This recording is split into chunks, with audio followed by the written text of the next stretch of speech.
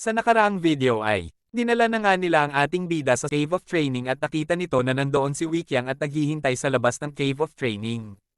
At pagdating nila doon ay nagbibigay galang agad si Weeping at ang mga tauhan dito. At nagsabi ang lesser family head ng home.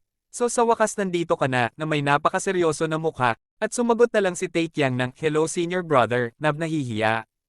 At sinagot naman ito ni Wikyang ng hindi ko na kayang palampasin ang mga pinaggagawa mo, sa ngalan ng family head, ako, ang lesser family head ay sinisintisyahan kang makulong sa Cave of Training sa loob ng ditiyak na panahon. At meron ka bang gustong sabihin ngayon? At sumagot ang ating bida ng of course. Pero di natapos dahil tinitigan ito ni Weeping at nagsabi na lang ng lubos ko pong tinatanggap ang parusa. At napatahimik saglit si Wikyang at nagsabing ikulong ang criminal sa Cave of Training. At nagsabing sasabihan ka namin kung kailan ka makalabas. At binuksan na nga ang pinto ng Cave of Training at ipinasok na dito ating bida. At nagpadala ng spiritual sense si Wikyang at nagsabing inilagay ko na ang lahat ng kinakailangan mo, bunso kong kapatid, at sana magtagumpay ka. At nabigla dito ang ating bida at napangisi ang ating bida ng mas arado na ang pinto ng Cave of Training.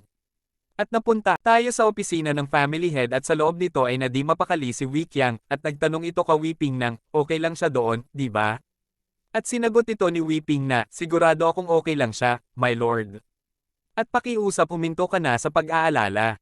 At sinagot naman ito ni Wikyang ng pero ang katawan nito ay di pa lubusang naka-recover, magiging okay lang siya doon, di ba? At sinagot ito ni Weeping ng kung mag-alala po kayo ay para bang mamamatay na ito anumang oras.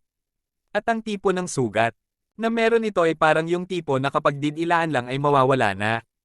At sinagot ito ni Wikyang ng hindi yan totoo, di mo lang alam kung gaano ito kaina at karupok noong bata pa lamang ito. At sinagot ito ni Weeping ng mahina, sa dami ng mga mahalagang medicinal pills at herbs na nakonsume nito ay pwede na nitong mapuno ang isang buong kwarto sa ngayon. At nalimutan nyo na po ba kung ano ang nangyari last year?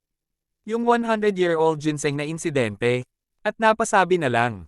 Si Wikyang ng, teka lang wag na natin yan pag-usapan. At tumawa si Weeping ng, haha, at nagsabing, at ang head physician ay galit na galit dito, na halos gusto na nitong buksan ang tiyan ng third young master at. Ngunit napahinto ito dahil sumabat si Wikyang at nagsabi ng, okay, tama na. Basta't huminto ka na lang dyan, kumusta na ang mga isyo patungkol sa bunso kong kapatid at napabuntong hininga. At ang internal at external na mga isyo sa pamilya ay mas pinapataas pa nito ang nararamdaman kong stress na halos umabot na sa langit. At nagsabing lalo na yung sa secret meeting ng mga taong iyon ang nagpapaalala sa akin. At sinagot ito ni Weeping ng ayong sa Mount Heng Sword Sect. At tinanong ito ni Wikyang ng sa tingin mo ano kaya ang intensyon ng mga iyon? At sinagot ito ni Weeping ng nagpadala na po ako ng magsisiyasat, my lord. At nagsabi si Wikyang ng tapos ang loob ng probinsya ng Shanxi. At ipaalam mo sa lahat na pwedeng may mangyari dahil sa Mount Heng Sword Sect. At balik ang kwento sa ating bida kung saan ay nagti-training na ang ating bida sa Cave of Training na nagsabi ito ng Pierce of the Heavens habang inaatake nito ang isang target sign na gawa ng system.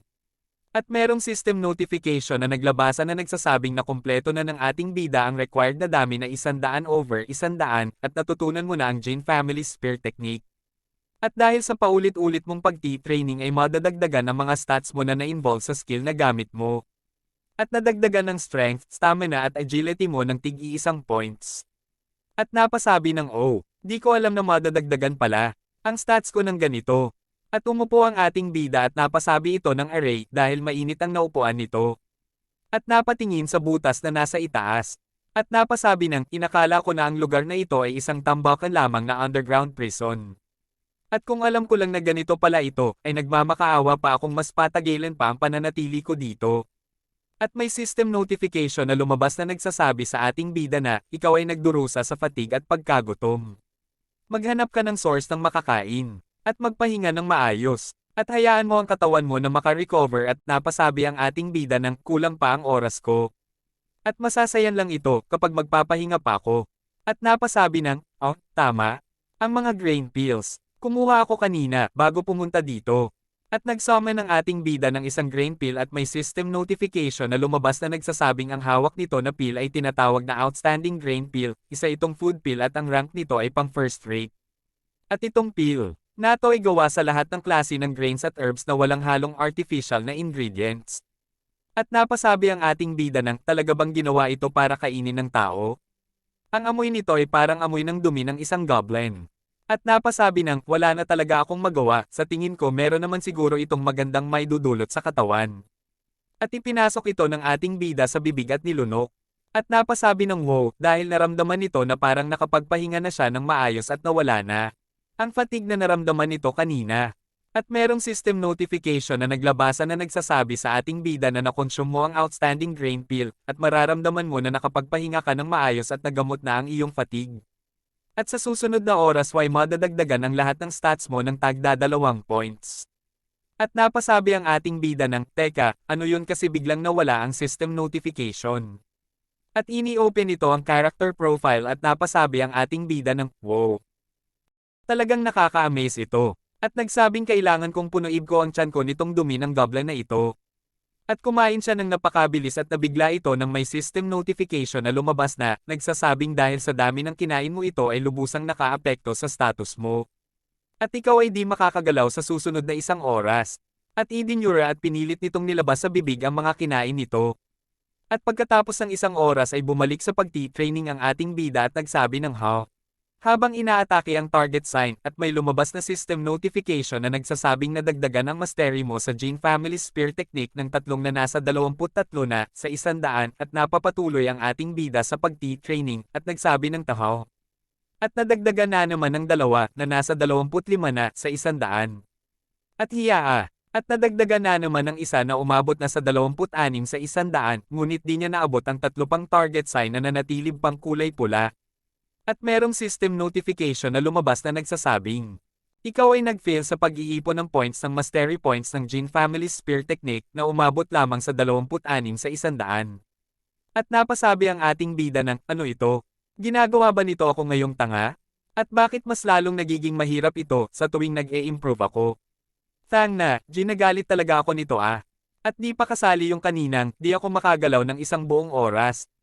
Ano ba ang problema nito? At bumalik sa pagti-training ang ating bida at nagsabing susubukan ko ulit.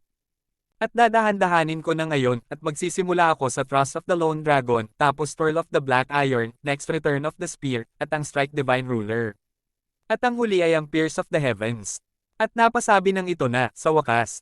Ngunit napahinto ito, at napasabi ng teka lang, ang foot technique ko ang nadagdagan ng points na dapat. At napahinto ito at nagsabing, bakit ganun ang nangyari? Naikinabigla ng ating bida. At ngumisi ito at nagsabi ng alam ko na.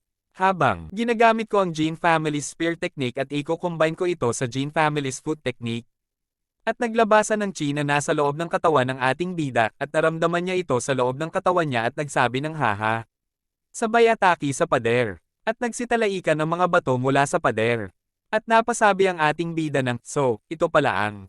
At dahan-daang natambay ito at merong system notification na lumabas na nagsasabing naubos mo na ang lahat ng chi mo at nasobrahan ng katawan mo. Sa fatigue at pagod. At na-unlock mo ang isang achievement at ito ang One Body One Mind at makakatanggap ka ng reward dahil dito. At na-discover mo kung paano gamitin ng maayos ang iyong martial arts at bahagya mong napataas ang stage ng iyong realm.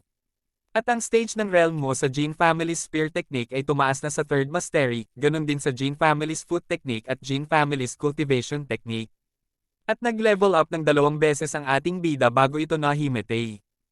At sa susunod na video sa tunay na mundo ay nagising na si Jinho at napasabi ito ng, sa tingin ko ay nakatulog na naman ako sa kwarto ni Taekyang.